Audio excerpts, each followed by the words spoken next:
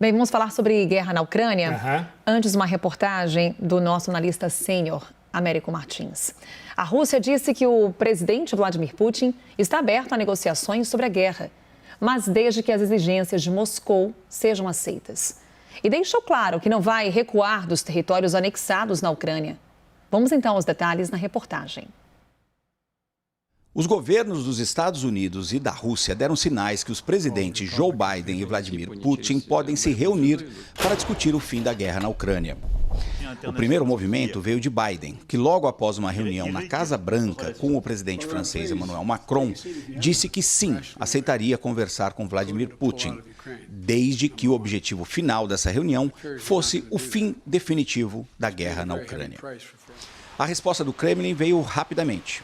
O porta-voz de Putin, Dmitry Peskov, disse que o presidente russo sempre esteve disposto a sentar com o Ocidente para negociar o fim da guerra.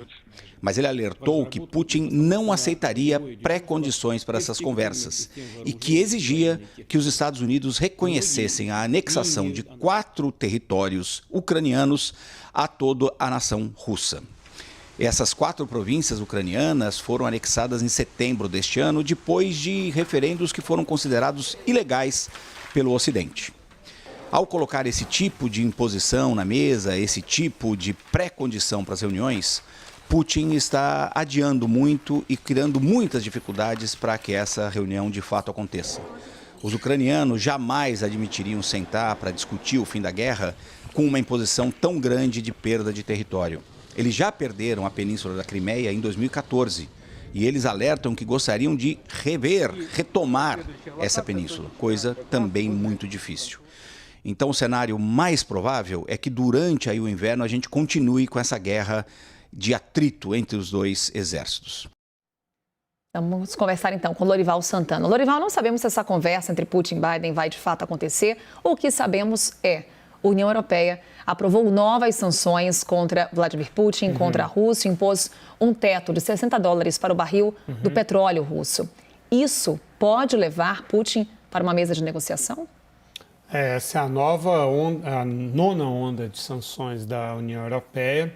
Esse teto passa a vigorar para todo o G7, né, e também para a Austrália, ou seja, os países mais ricos do mundo, com exceção da China, né? Isso está tendo já bastante repercussão econômica, essas sanções todas contra a Rússia que atacam a questão da energia. A energia, gás e petróleo representam 1/3 do PIB russo, ou seja, da arrecadação também, e 2/3 das exportações russas. O próprio presidente Putin reconheceu que está tendo impacto quando ele criou um conselho novo para coordenar os suprimentos para o exército russo, e ele disse: temos que ser mais rápidos em decidir questões ligadas ao suprimento da operação militar especial, guerra, né?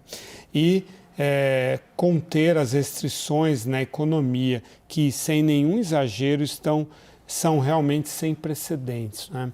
E os dados oficiais dos órgãos russos de estatísticas dizem que a arrecadação tributária de todos os setores que não petróleo e gás caiu 20% em outubro em relação a outubro do ano anterior, que as vendas no varejo caíram 10% e que o volume de cargas, né, dos navios, dos cargueiros, caiu 7%. E isso bate com o que eu converso com os russos, pessoas que moram na Rússia, que dizem que, de fato, o acesso a produtos mais sofisticados, produtos melhores, está mais difícil, ou eles desapareceram ou estão muito caros, né? E isso afeta a parte militar. A Rússia é muito dependente de chips, de componentes eletrônicos vindos de fora para o complexo industrial militar. Quando você começou sua resposta, Lori, você já destacou a exceção da China. A China ela pode ser suficiente para manter Vladimir Putin vivo nessa guerra? A China e a Índia têm tido um papel importante e o Irã também, né? Cada um da sua forma. A China e a Índia comprando o petróleo e o gás que a Rússia deixou de vender para a Europa e o Irã fornecendo armas, né? Principalmente os drones Shahed e aparentemente também mísseis. Os drones que serão agora fabricados também na Rússia. A China não tem fornecido armas, né? Existe um acordo mais ou menos tático entre China, mais ou menos tácito entre China e Estados Unidos, no sentido de que os Estados Unidos não fornecem armamentos que têm um alcance maior, mísseis com um alcance maior, que podem atacar o território russo. E, por outro lado, a China não fornece armas para a Rússia e desencoraja a Rússia a usar uma arma nuclear tática. Lorival, hoje, Vladimir Putin conversou, por exemplo, com o premier alemão Olaf Scholz, assim como já conversou com vários líderes durante a guerra. Caso essa conversa com Biden aconteça, o que ela teria de diferente? Bem, as condições para essa conversa não estão dadas, porque o presidente Biden, diferentemente do Emmanuel Macron, o presidente francês, ou o Olaf Scholz, ele não quer conversar com o Putin se ele não se retirar dos territórios ocupados na Ucrânia ou não se comprometer a se retirar, né? E o Putin, por sua vez, como a gente viu na reportagem do Américo Martins, ele se recusa a sair desses territórios e, ao contrário, ele diz que aqueles territórios anexados, dos quais, aliás, ele foi obrigado a sair militarmente pelos ucranianos, como Kherson e a região também lá do nordeste do país, o sul e o nordeste, Kharkiv. Ele teve que se retirar ou não conseguiu avançar. Ele não aceita aceitar que esse território não pertence à Rússia, porque de fato perderia todo o sentido. Há uma estimativa de que 100 mil soldados russos podem ter morrido nessa guerra.